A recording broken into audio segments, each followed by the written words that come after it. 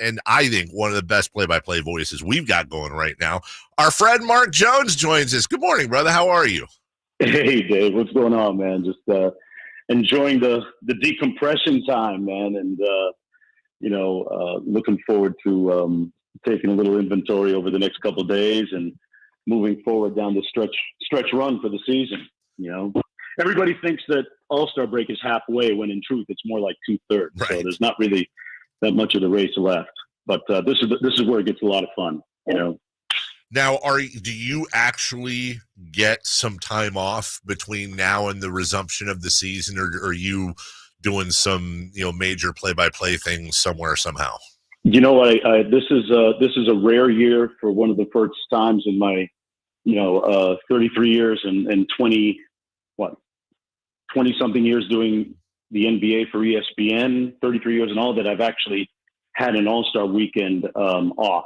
For only like the second time. So just getting a chance to spend a little time with my daughter and my wife, and my daughter's season is coming down the stretch run too at San Jose State. And so, yeah, this is exhale time just for a little bit. You never really exhale, right? Because, right.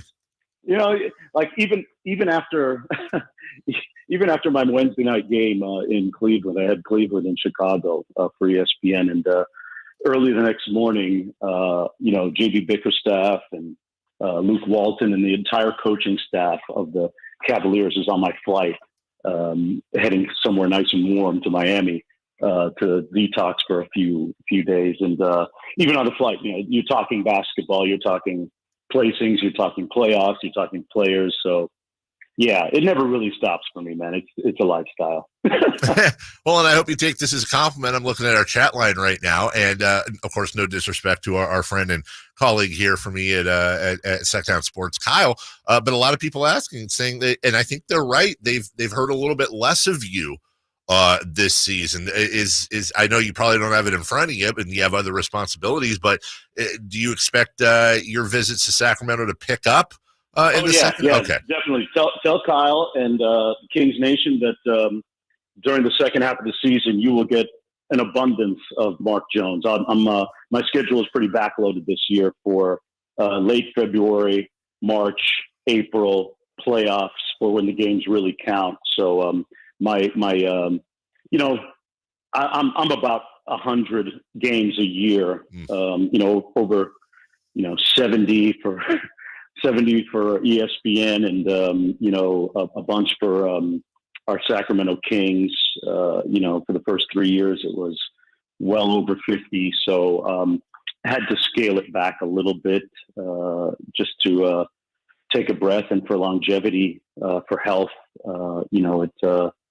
You got to play the long game sometimes, and spend a little time with my daughter, who is in her last year in school. So you only get one opportunity I can't miss another, it's a senior night this year, right? Yeah. And this year, there are too many birthdays and big games that I've missed over the years. And this was the year that I said, you know what, this is the last dance here. So I got to be there for a few things. And that's what it's come down to. But yeah, I'm looking forward to doing a lot of Kings games in March and April. And, that's when I feel I'm kind of at my best too, when the games really matter. Mark Jones with us.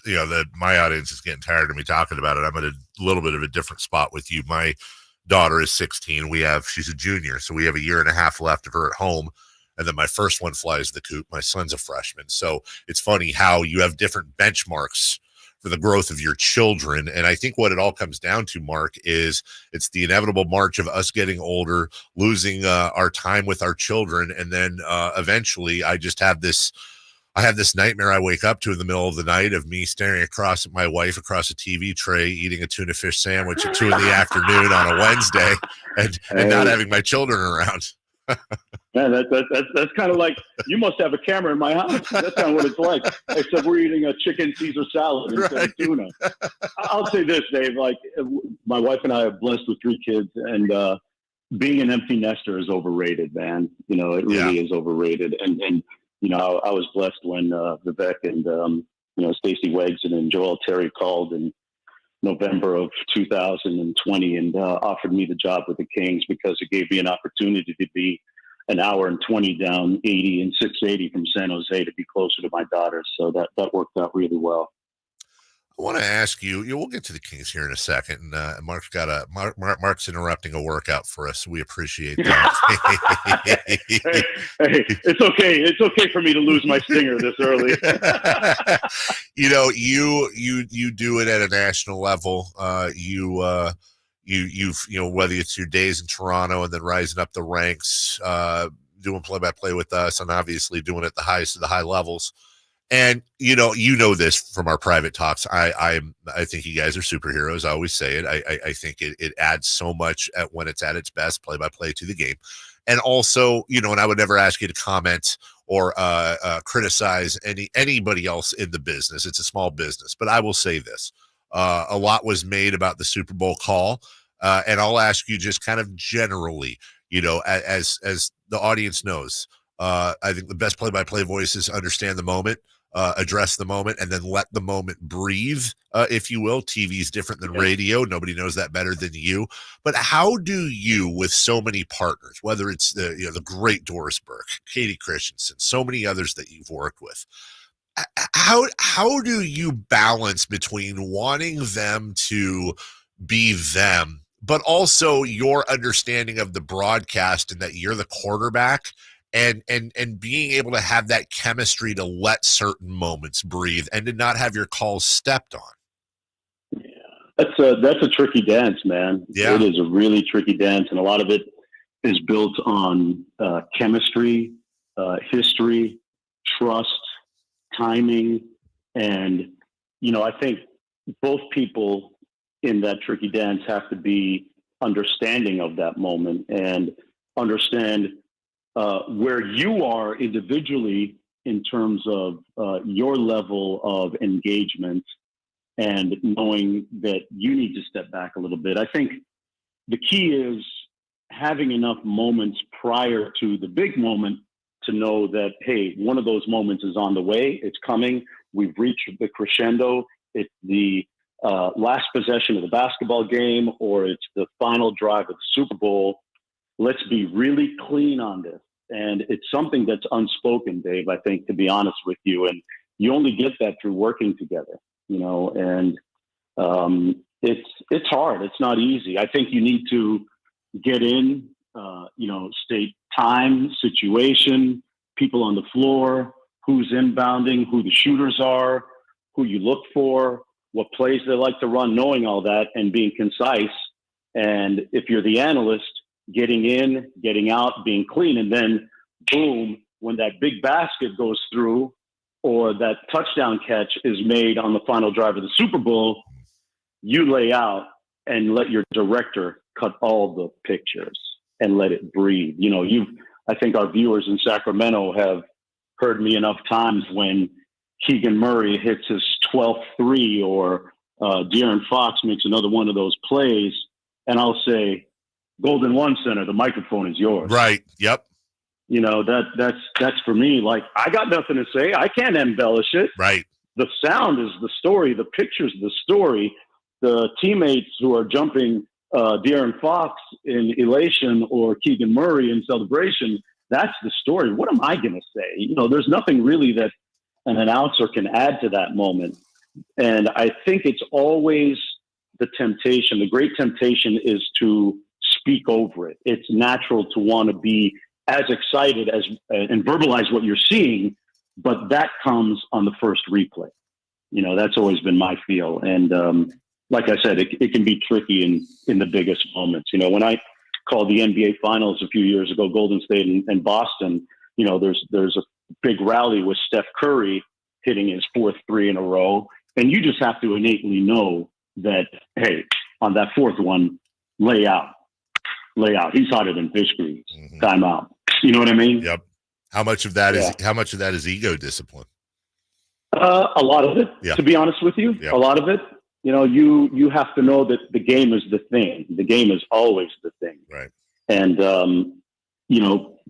I think there are times where play-by-play announcers will make the icing become the cake. Yeah. If you know what I mean. Yes, I do. you don't want the icing to be the whole cake. You want the icing to stay the icing, just enough of a right touch. And the analyst, I think, will have one or two quick cogent comments and then get out, if at all. The analyst, especially in football, his time is the replay. Football is built for analysis. It really is, if you think about it, right? Because, a play lasts 5-6 seconds, and then you can get 2-3 replays in before the next play. So football in particular is built for analysis. John Madden, maybe the best to ever do it, was an expert at that. Yes. And he was fantastic, Dave, at giving you the X's and O's in such an understandable manner, right? That was his whole appeal. And being quiet. I mean, Pat Summerall, right? You barely heard him. He was somewhat minimalist during his play-by-play, but every word he said counted. You don't want to be too verbose. There are times where even in television, silence is good because TV is such a powerful medium. The pictures are going to speak for you. You want your words to count. You want to have an efficiency of your words so that when you do say something, you're actually saying something. It's not just verbal diarrhea over the screen. We were just talking about Vern Lundquist and his iconic Masters call of the Tiger Chip, and if you read the transcript, he literally says, "Oh wow," and then he follows it up with "in your life." And if you read that, you're like, what is that? But when you combine it with the moment and you combine it with that Nat sound out there, it's iconic. Yeah. I mean, I think about some of the big shots and some of the moments that I've been able to. I think about LeBron in the Eastern Conference Finals against the Raptors when he was with Cleveland, and he makes this phenomenal 12-foot runner off glass over OG Anunoby, and it was right at the buzzer. And my call was, Cleveland, that's yours. And then I didn't say anything for another 4 minutes. Yeah. Hubie did his replays, and that was the game winner. They won the series, and and it's all celebration shots. And that's where your entire production team has to be in sync. It's bigger than just the play-by-play and the analyst and the sideline reporter. It's the guys in the truck. It's the producer, the director who really does his thing and shows his worth at that moment, cutting the pictures, your associate director who's got replays ready to roll in. It's really chaotic in the truck at that moment, but that's where and how you earn your money. It's funny. I'm sitting here, I'm going, I literally could talk to you for 3.5 hours about the intricacies of play-by-play. And let's do it sometime, man. Let's do it. Honestly, wouldn't that would just be fun to do a long form special edition, just going through the prep, everything that you do, everything you work, because you're obviously an incredibly fascinating story in yourself. However, I will get rocks thrown at me if before you go to your workout, I don't ask you about look, you got to pay attention to a ton of teams, but I know that you always have an eye on Sacramento, no matter where you are. And I asked this same question yesterday of somebody else. If the Kings aren't the biggest enigma in the NBA in the first half, as we say, air quotes, they got to be pretty close, right, Mark? The biggest in terms of just I don't know what the hell they're going to do every night. I know. They're going to blow it. They're going to get beat at home by Detroit by 15, and then they're going to go 3-0. They're going to beat the Nuggets on the second night of a back-to-back, 3rd and 4 games. I don't know what the heck this team's going to do. Man, that's why I never bet, man. That's why I never bet. They're the swings are really amazing, seismic at times with Sacramento. And yeah, that win in Denver, speaks well to what they can do. Yeah. I was looking at some of the numbers this morning, and we're at 20th in defensive rating. Yep. I think that's probably as low as Coach Brown wants to go. I think he'd prefer us up around, 15, 16, where we were a little bit earlier. But the biggest thing about the second half of the season is getting some momentum out of the All-Star break. You always see where that can be real pivotal. And, you wake up this morning and you look at the standings and the Kings are in 8th place. and play-in tournament team, but not that far out of the top 6 either, behind Phoenix. Here's the thing. It's all about how you land the plane in that first week of April, right? That when the regular season ends, when you take inventory, what does it all look like? And if the Kings have a rested De'Aaron Fox, a refurbished and reborn De'Aaron Fox, it's a whole new world, because we saw what he did in the fourth quarter in Denver. I think we get a lot more of that Fox in the second half of the season.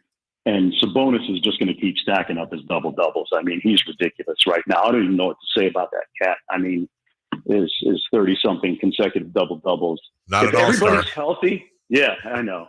Hey, trust me, these guys are happy. Hey, listen, De'Aaron and Domas won't say it, but they are extremely happy to be in their warm climates right now and getting some reps. I spoke to an NBA agent recently whose player is going to be an all-NBA player this year, and he was calling teams, asking other teams not to take his guy so that he can have some time off.